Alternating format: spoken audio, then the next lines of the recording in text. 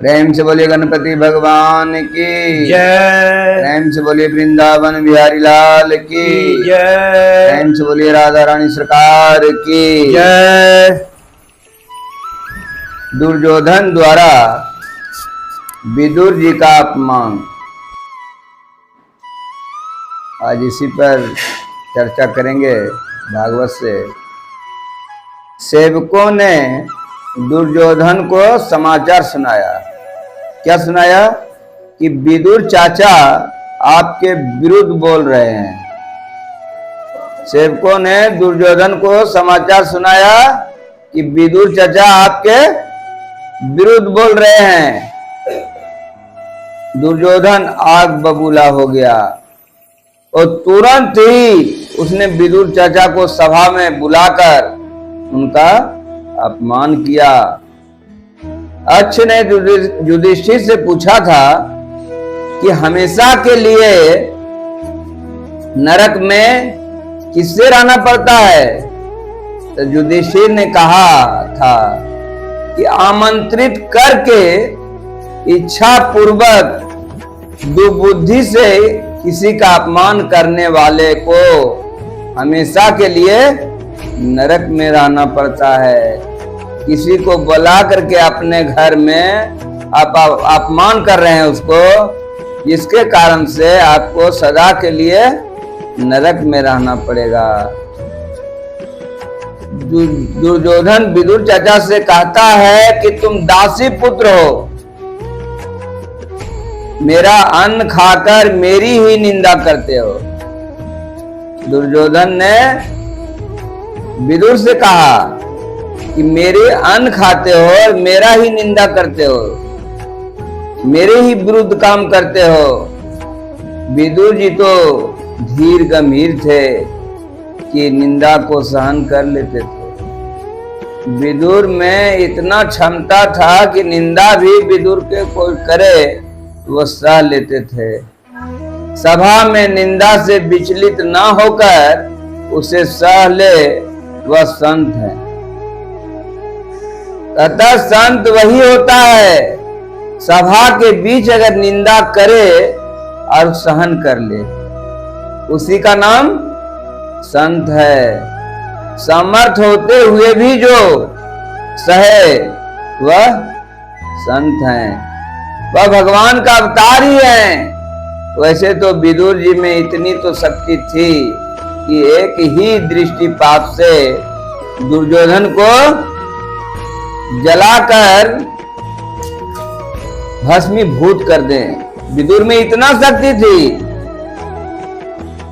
किंतु विदुर जी ने अपनी इस शक्ति का उपयोग नहीं किया। विदुर जी ने अपनी इस शक्ति का उपयोग नहीं किया, नहीं तो वो दुर्योधन का अपमान से उनको तो जला के भस्मीभूत ही कर देते। दुरुपयोग करने वाला दैत्य है, अतः है जो वाणी का दुरुपयोग करे वो राक्षस है। वाणी का कभी दुरुपयोग नहीं करना चाहिए। तथा शक्ति, संपत्ति और समय का विवेक पूर्वक सदुपयोग करने वाला देव बन सकता है। कष्ट सहते रहोगे तो संत बनोगे। कुछ सोचें ऐसी भी होती है जो अपनी बहुओं पर जुल्म ढाती रहती है। कुछ सास ऐसी होती है आजकल कि बहू जो है, यानी जिसको पुतोह कहते हैं, पुतोह पर अपनी जुल्म ढाती रहती है। उनका कहना है कि बहू से हम बड़ी हैं। सास का क्या कहना है? बहू से हम बड़ी हैं, अतः उन पर हुक्म चलाने का हमें हक है। हमेशा ऐसा सोचो कि बहू और सास एक समान है। सोच ऐसा होना चाहिए सास को कि बहू और सास एक समान है। कहता है कि सास कितनो शक्कर का है, सास कितनो शक्कर का है, उसमें टक्कर हो ही जाता है।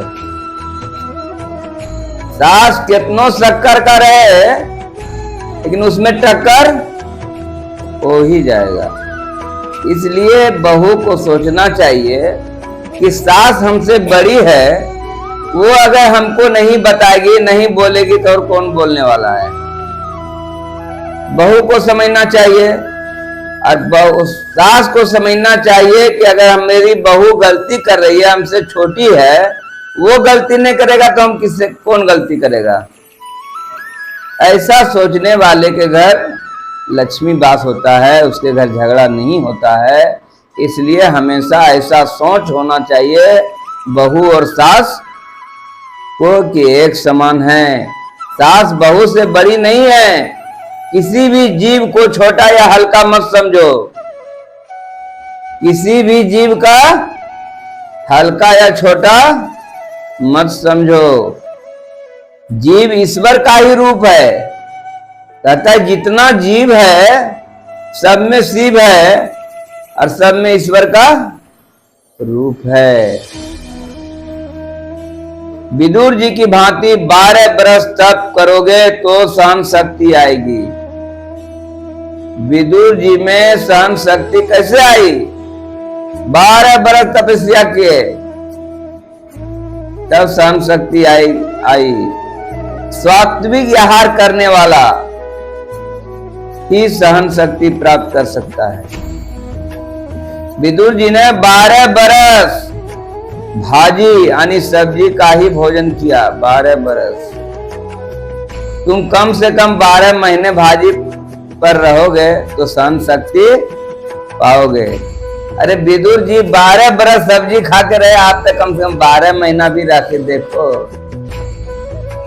कलयुग में 12 महीना भी सब्जी खा के रह जाएंगे तो आप में सहन शक्ति आ जाएगी। कहता तेल और मिर्ची अधिक खाने वाला का स्वभाव मिर्ची जैसा होता है।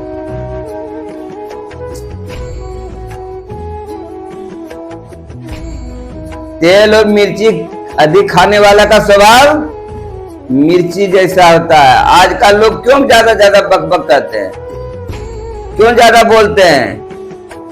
लहरता है आजकल बात में, आवाज में एकदम मिर्ची जैसा है। इसलिए वो मिर्ची और तेल ज्यादा खाते हैं, इसलिए उसका आवाज भी, वाणी भी मिर्ची का जैसा तीखा होती है।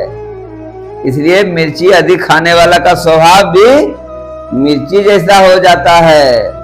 अत्यधिक सहन करोगे तो सुखी होगे। कहता जितना सहन शक्ति करोगे उतना तुम सुखी पाओगे। सहन शक्ति तब आती है जब आहार विहार बहुत सात्विक हो, खान पान बहुत सात्विक हो, तब सहन शक्ति आती है।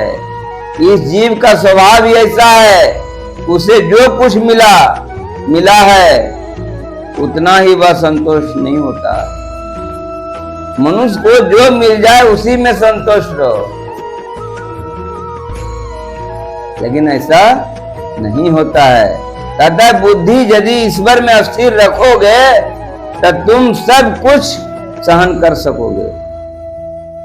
बुद्धि जो है ईश्वर में स्थिर रखो, भगवान में स्थिर रखो, तुम सब कुछ सहन कर सकोगे और संतोष भी हो जाएगा। विदुर जी ने केवल भाजी में ही संतोष रखा। उनको पूरी, हलवा, काजू, किशमिश नहीं चाहिए। भाजी मिल रहा था उसी में संतोष था। कहता है कि संतोष माना और ईश्वर की आराधना करते रहे। भाजी में भी खाकर संतोष रहे और ईश्वर का आराधना करते रहे विदुर जी। अपमान से विदुर जी को ना तो दुख हुआ और ना ही गालनी। दुर्योधन ने अपमान किया तो ना दुख हुआ न गालनी हुआ। दुर्योधन ने राजसभा में उनका अपमान किया, अकेला नहीं। दुर्योधन ने विदुर जी का राजसभा में अपमान किया, फिर भी वे क्रोधित नहीं हुए। विदुर जी ने श्री भाजी ही तो खाई थी ना, विदुर जी श्री भाजी ही खाई थी। दुख और क्रोध को भी पी जाने की शक्ति सात्विक आहार से प्राप्त होती है। सात्विक आहार अगर मिलेगी तो दुख और क्रोध भी पी जाने की शक्ति होती है। अब मिर्ची जैसा भाजी खाने वाले, पूरी फरसन खाने वाले, भजिया खाने वाले, दही वड़ा खाने वाले को कहां सहन शक्ति मिलेगा। अतः कम खाओ और गम खाओ, कम खाओ और गम खाओ। मनुष्य सब कुछ खा जाता है किंतु गम नहीं खा सकता, क्रोध नहीं पचा सकता। यही चीज है, मनुष्य में इतना कड़ा कड़ा चीज खा लेता है। तथा मनुष्य जो मांस खाता है ना, मांस जिसको मीट कहते हैं, तथा मनुष्य को मांस खाने के लिए न दांत है न पचाने के लिए आंत है, तो पर भी खा जाता है, लेकिन उसको भी पचा ही देता है।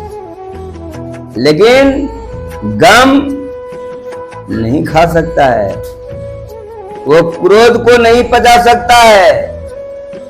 तुम्हारी कोई निंदा करे तो उसे शांति से सह लो। वचन जरा ध्यान से सुनिए, तुम्हारी कोई निंदा करे तो उसे शांति से सह लो। उस समय ऐसा मान लो कि वह निंदक मुझे मेरे दोषों का भान करा रहा है। अगर हमारा कोई निंदा कर रहा है तो सोचना चाहिए कि हम में कुछ दोष जरूर है, हमको वो याद करा रहा है, हमको सही रास्ता पर चलने का अवसर दे रहा है वो, इसलिए हमारी निंदा कर रहा है, तो हमको सही मार्ग पर चलने को बता रहा है, मेरे पाप को धो रहा है। वह निंदक मुझे मेरे दोषों का भान कर रहा है, मेरे पाप को धो रहा है। कोई आपको निंदा कर रहा है ना, तो समझ लीजिए वो आपको पाप को धो रहा है। कब? यदि तुम कुछ नहीं बोलोगे तब वो आपको पाप को धो रहा है। कुछ लोगों का स्वभाव ही ऐसा होता है कि निंदा रस में डूबे बिना उसको खाना नहीं पाता। बहुत से अभी ऐसा है कि जब तक आपका निंदा नहीं करेगा तो खाएगा ना, तो उसका पचेगा नहीं। निंदा, चुगली, घृणा, क्रोध उनको आते ही रहता है।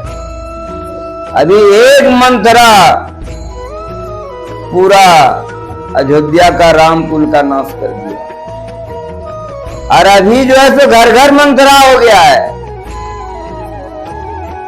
अभी घर घर में मंत्रा है। अभी जेंट्स भी मंत्रा का काम कर रहा है। लेडीज तो करता था, लेकिन अभी जेंट्स भी मंत्रा का काम कर रहा है। जब एक मंत्रा पूरा अयोध्या में रामकुल का नाश कर दिया और अभी घर घर में मंत्रा है, बोलिए क्या दशा होगा। इसलिए मंत्रा से सावधान रहिए, अभी घर घर में भी मंत्रा है।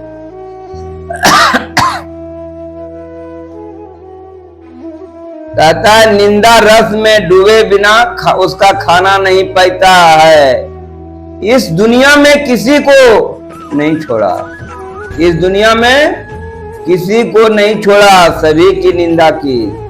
निंदा करने वाले पर क्रोध मत करो, सबसे पहली बात है। जो निंदा कर रहा है उस पर क्रोध मत करो। ऐसा मानो कि इसमें भी प्रभु का ही कोई संकेत है, इसमें भी प्रभु का ही कोई संकेत है। भगवान बड़े से दुख से कहते हैं कि मानव कल्याण के लिए मनुष्य अवतार लेकर मैं इस धरती पर आया था। भगवान क्या कर रहे हैं कि बड़े दुख से कहते हैं कि मानव कल्याण के लिए, मनुष्य का कल्याण के लिए हमको मनुष्य अवतार लेकर के इस धरती पर आना पड़ा। हमको आने का यहाँ कोई जरूरत नहीं था। लेकिन भगवान बड़े दुख से कहते हैं कि मानव को कल्याण के लिए मनुष्य अवतार लेकर इस धरती पर आया था, फिर भी लोगों ने मेरी निंदा की। राम को निंदा किया ना, सीता को भी निंदा किया।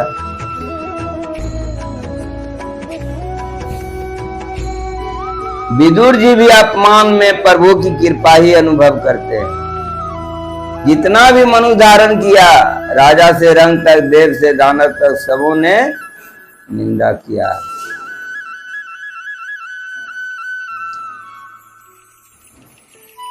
विदुर जी अपमान में प्रभु की कृपा ही अनुभव करते हैं। विदुर जी ने सोचा कि दुर्योधन मेरी निंदा नहीं कर रहा है, अपितु उसके अंदर बसे हुए नारायण मुझे कौरवों का कुसंग छोड़ने का आदेश दे रहा है। बात समझ रहे हैं ना? विदुर जी ने सोचा कि दुर्योधन मेरी निंदा नहीं कर रहा है, तो उसके अंदर बसे हुए नारायण मुझे कौरवों का कुसंग छोड़ने का आदेश दे रहा है। कौरवों का कुसंग छोड़ने का यह प्रभु प्रेरणा है। महापुरुष निंदा में भी सार तत्व खोजते हैं। जो अच्छी वस्तुएं हैं, जो अच्छी वस्तुएं में अच्छाई देखे वह साधारण वैष्णव है, किंतु जो बुरी वस्तुओं में अच्छाई देखता है वह उत्तम वैष्णव है। प्रतिकूल परिस्थिति में वैष्णव प्रभु के अनुग्रह का ही अनुभव करता है। भगवान ने सोचा कि यदि कौरवों के साथ ही विदुर जी रहेंगे तो कौरवों का विनाश ना हो सकेगा। भगवान क्या सोचा? भगवान ने सोचा कि यदि कौरवों के साथ ही विदुर जी रहेंगे तो कौरवों का विनाश ना हो सकेगा, इसलिए विदुर जी को स्थान छोड़ने का प्रभु ने प्रेरणा दी। रामायण में रावण ने विभीषण का और भागवत में दुर्योधन ने विदुर जी का अपमान किया था। रामायण में रावण ने विभीषण का और भागवत में दुर्योधन ने विदुर जी का अपमान किया था। इस प्रकार संतों का अपमान करने के कारण ही उनका विनाश हुआ। बात याद रखिए। कुटुंब में कम से कम एक ही व्यक्ति पुण्यशाली हो। कहता है परिवार में कम से कम एक व्यक्ति पुण्यशाली हो, उस परिवार में, उस कुटुंब का नाश नहीं हो सकता। अगर परिवार में एक व्यक्ति पुण्यशाली हो, पुण्यवान हो, उस परिवार में नाश नहीं हो सकता। सामने बैठिए। कोई उसका यह हित नहीं कर सकता। विदुर जी के जाने से कौरवों का सर्वनाश हुआ।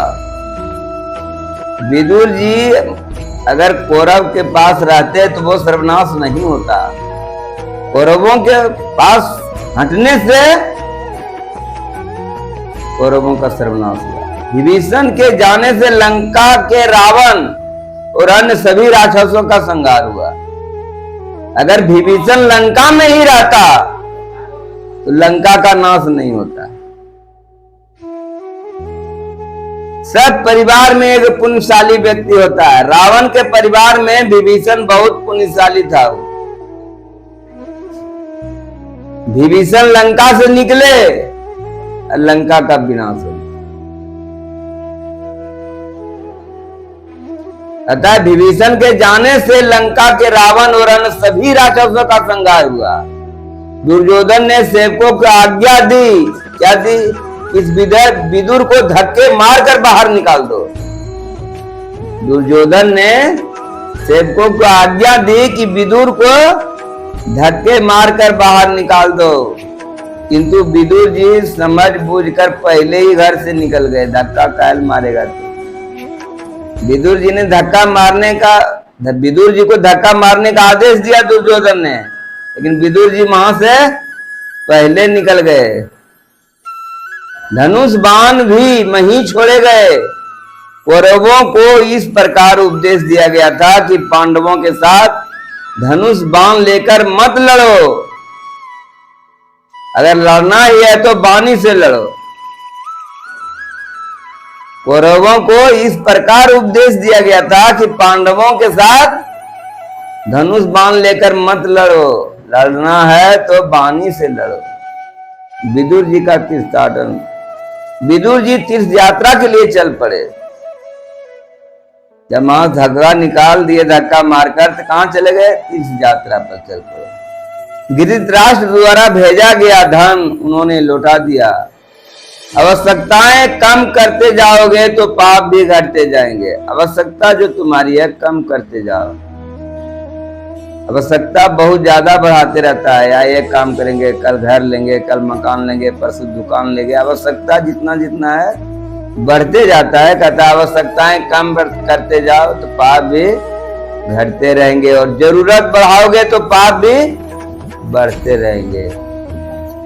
इसलिए भागवत शास्त्र कहता है कि जरूरत ज्यादा मत बढ़ाओ, आवश्यकता को घटाओ।